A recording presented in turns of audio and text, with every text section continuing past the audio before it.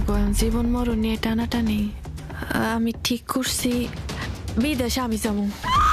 মুক্তির অপেক্ষায় থাকা সর্দার বাড়ির খেলা সিনেমার ট্রেলার প্রকাশের পর থেকেই দর্শকের প্রশংসায় ভাসছেন চিত্রনায়ক রোশান। অনেকেই বলছেন এটি তার ক্যারিয়ারের অন্যতম সেরা কাজ হতে চলেছে। কেউ আবার বলছেন ভালো গল্প আর নির্মাতার হাতে পড়লে রোশানও দারুণভাবে নিজেকে মেলে ধরতে পারবেন। ট্রেলারে চিত্রনায়িকা বুবলির উপস্থিতিও মুগ্ধ করেছে অনেককে, কিন্তু ছবি মুক্তির ঘোষণার পর কয়েকদিন পেরিয়ে গেলেও ছবির নায়ক নায়িকা কিংবা পরিচালককে এর প্রচারণায় দেখা যায়নি।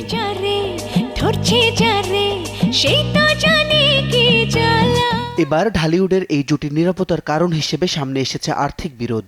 সম্মানী পরিশোধ না করেই ছবিটি মুক্তির প্রস্তুতি নেওয়া হয়েছে এমন অভিযোগ তুলেছেন ছবির নায়ক জিয়াউল রোশান। আর দেশের বাইরে থাকায় নীরব রয়েছেন চিত্রনায়িকা বুবলি। ফলে ছবি মুক্তির আগেই ছবিটি নিয়ে শুরু হয়েছে বিতর্ক।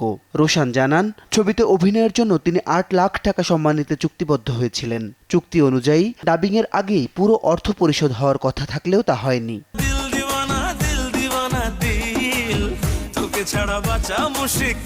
রোশানের ভাষ্য, সার্টিফিকেশন বোর্ড থেকে মুক্তির অনুমতি পাওয়ার পরও তার বকেয়া দেওয়া হয়নি। এর মধ্যে হঠাৎ ট্রেলার প্রকাশ অপেশাদার আচরণ বলে মনে করছেন তিনি। তবে সিনেমার প্রযোজক মীর জাহিদ হাসান পরিস্থিতি সামাল দেওয়ার আশ্বাস দিয়েছেন।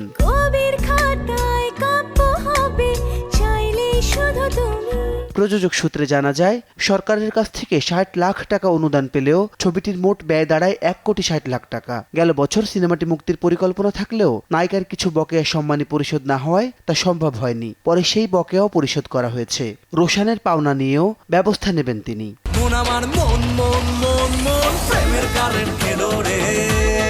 সব ঠিক থাকলে ৮ মে মুক্তি পাবে সর্দার বাড়ির খেলা ছবিটি। এতে জিয়াউল রোশান ও বুবলি ছাড়া অভিনয় করেছেন আজাদ আবুল কালাম, শহীদুজ্জামান সেলিম, নাসির উদ্দিন খান, ইরেশ জাকেরের মতো গুণী শিল্পীরা। মাসিদ রণ, সময় সংবাদ, ঢাকা।